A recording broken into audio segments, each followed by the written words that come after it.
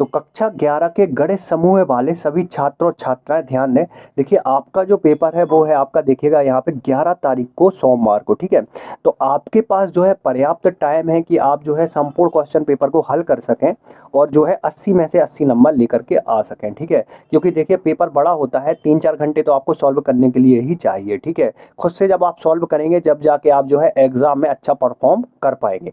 तो यहाँ से देखिए जैसे ही क्वेश्चन पेपर मिलता है ना आपको, यहाँ पे अपना रोल नंबर फिल कर लेना है। कुछ निर्देश रहते हैं हिंदी और इंग्लिश में जो कि आपको रीड कर लेने हैं, ठीक है।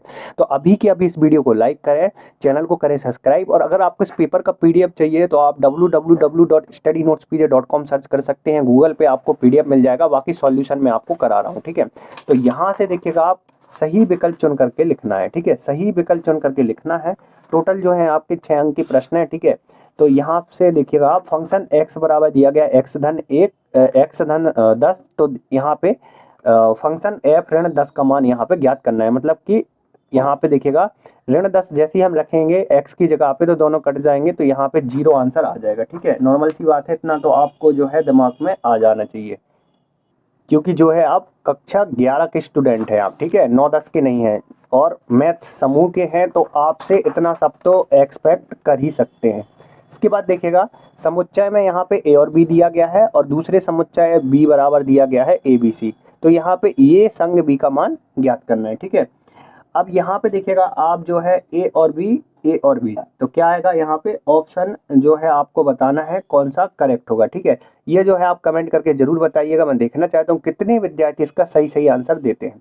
इसके बाद यदि यहाँ पे x धन यहाँ पे आई वाई बराबर दिया गया है 2 धन 3i, ठीक है, तो x वाई का वैल्यू पूछा गया है, ठीक है। दोनों जगह यहाँ पे वैल्यू दी गई है और जो है एक्स वाई की वैल्यू फाइंड करनी है। इसकी जो है आप वैल्यू जब निकालेंगे तो यहाँ पे 2 और 3 आएगा, ठीक है। इसको सॉल्व करके देखिएगा आप, 2 और 3 वैल्यू आ जाएगी। यहाँ पे देखिएगा x धन y के ऊपर 2n के प्रसारों में पदों की संख्या पूछी गई है। तो कितने पद हैं यहाँ पे, कितने पद हैं ये पूछा गया है। तो हमेशा देखिएगा प्रसार में यहाँ पे 2n प्लस 1 आता है, ठीक है, प्लस में 1 जरूर ऐड होता है। तो यहाँ पे जो है ऑप्शन बी आप जो है लगा लेंगे। 2 सरल रेखाएं दी गई हैं, ठीक है। y is equal to 3x plus 7, ठीक है, y बराबर mx प्लस 2। तो यहाँ पे देखिएगा ये दोनों परस्पर लंबवत हैं, तो कौन सा कथन इसके लिए जो है सत्य होगा, ठीक है। तो mx प्लस c वाला यहाँ पे फॉर्मूला लगा हुआ है। तो देखिएगा इसका जो सही आंसर है आपका यहाँ पे बी नंबर वाला हो जाएगा, ठीक है। बी नंबर वाला आंसर जो है आप लगा लीजिएगा।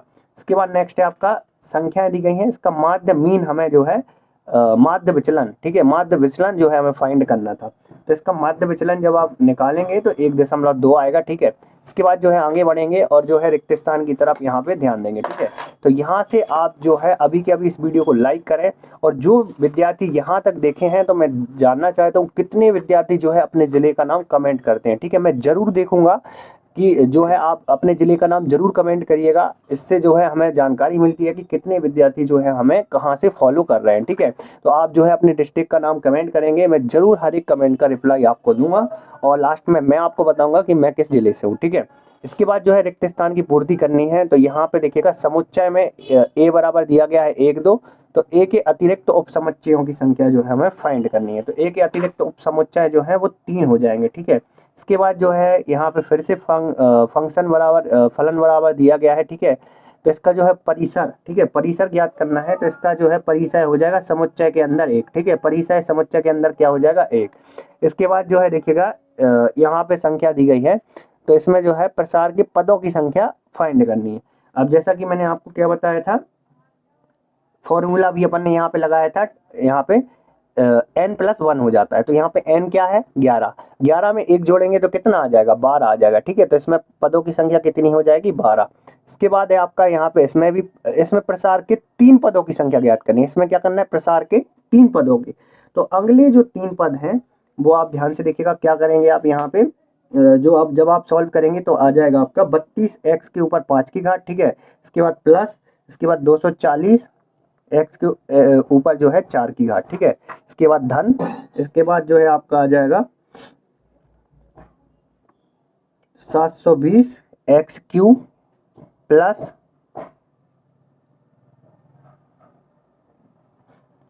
700 के x क्यूब बाई स्क्वायर, ठीक है। 3 पद पूछे गए थे इसलिए 3 पद अपन बता देंगे। इसके बाद दूसरा पूछा गया होता तो वर्ग में आता, ठीक है, 4 पूछे गए होते तो वर्ग, 5 पूछा गया होता तो x 4 अकेला आता। इसके बाद यदि कोई संख्या x के अक्ष के साथ धनात्मक दिशा में 45 डिग्री का कोण बनाती है तो उस रेखा की प्रवणता m इज इक्वल टू पूछा गया है। ठीक है, तो प्रवणता जो है आपकी यहाँ पे 1 हो जाएगी। कितनी हो जाएगी? 1।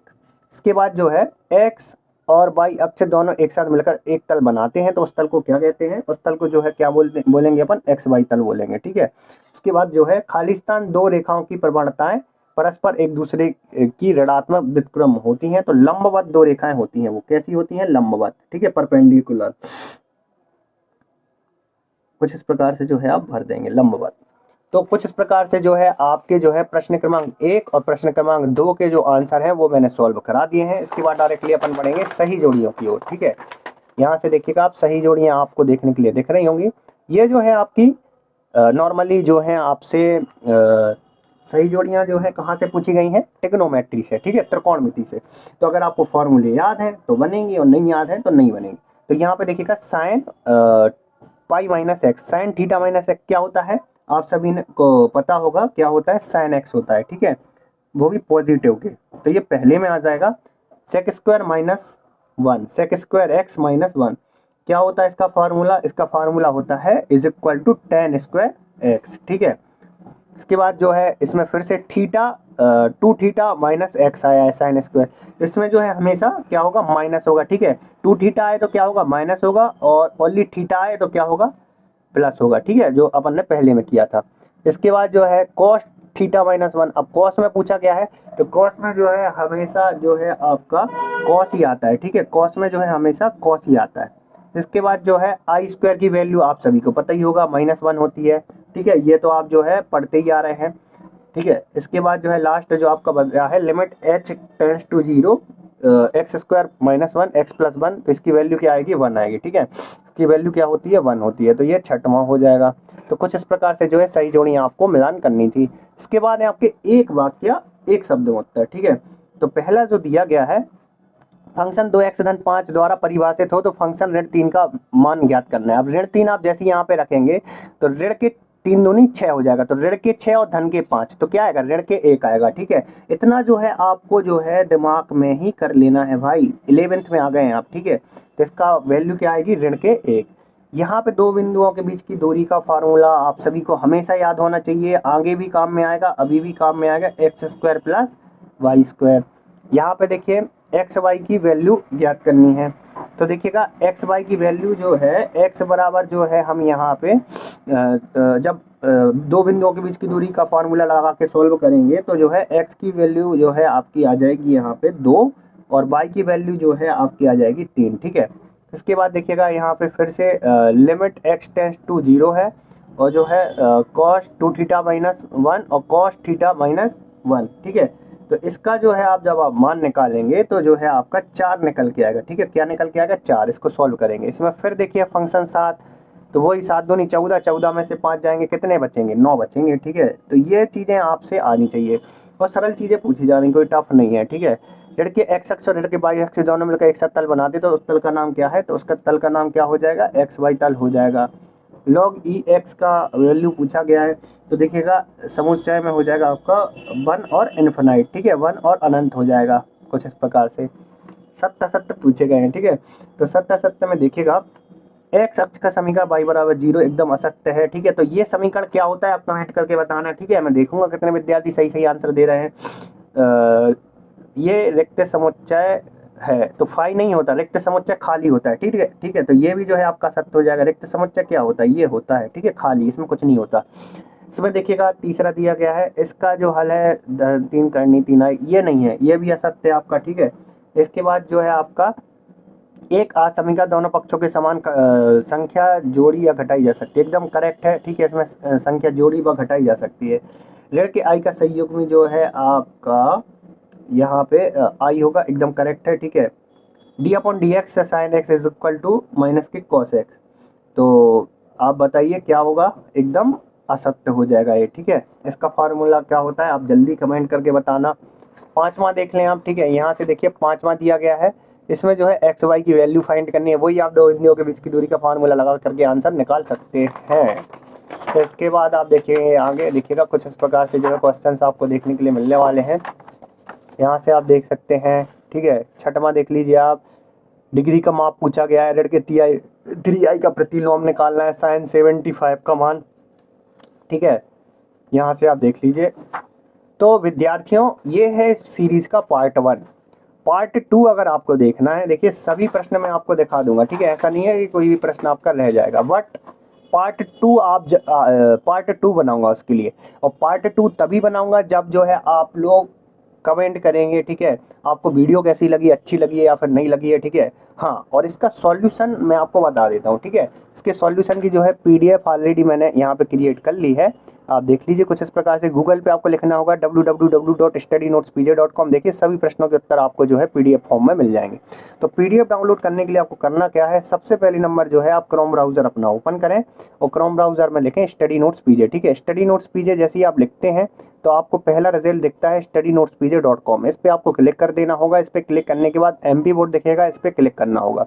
इस पर क्लिक करने के बाद आपको कक्षा 11 दिखेगा और इसमें जो है आपको गणित ढूंढना है, ठीक है। इसमें क्या ढूंढना है आपको, गणित। गणित के सेट पे आप क्लिक करेंगे, ऐड आएगी, ऐड पे जो है आपको क्लिक कर देना है, ठीक है। ऐड पे जो है क्लिक करने के बाद जो है आप देखिएगा कुछ इस प्रकार से आपको डायरेक्टली जादू दिखेगा, पूरा पेपर दिख जाएगा, ठीक है। और नीचे आओगे ना तो सॉल्यूशन भी मैंने कराया हुआ, ठीक है, देख लीजिए आप। सॉल्यूशन की पीडीएफ जो है आपको कहाँ मिलेगी, 25 सेकंड रुकने के बाद जो है आप इस ऐड पे क्लिक करेंगे तो जो है आपको पीडीएफ मिल जाएगी, ठीक है। यहाँ पर डाउनलोड बटन आ जाएगा। तो उम्मीद कर रहा हूँ आज की जो वीडियो है आपके लिए हेल्पफुल रही होगी। आप जो है ज़्यादा से ज़्यादा छात्र और छात्राओं के साथ जो है इस पीडीएफ को शेयर करेंगे, ठीक है। तो टेक केयर। आपके लिए जो है संपूर्ण सॉल्यूशन सेकंड पार्ट में कराऊंगा। जी हाँ, एक एक क्वेश्चन को हल कराऊंगा और बिल्कुल आपको बताऊंगा कैसे आपको जो है किस तरीके से सॉल्व करना है, ठीक है। तो वीडियो को लाइक करिए, चैनल को सब्सक्राइब करिए और ज़्यादा से ज़्यादा छात्र और छात्राओं के साथ इसको शेयर करिए और अपने जिले का नाम कमेंट करके जरूर बताना।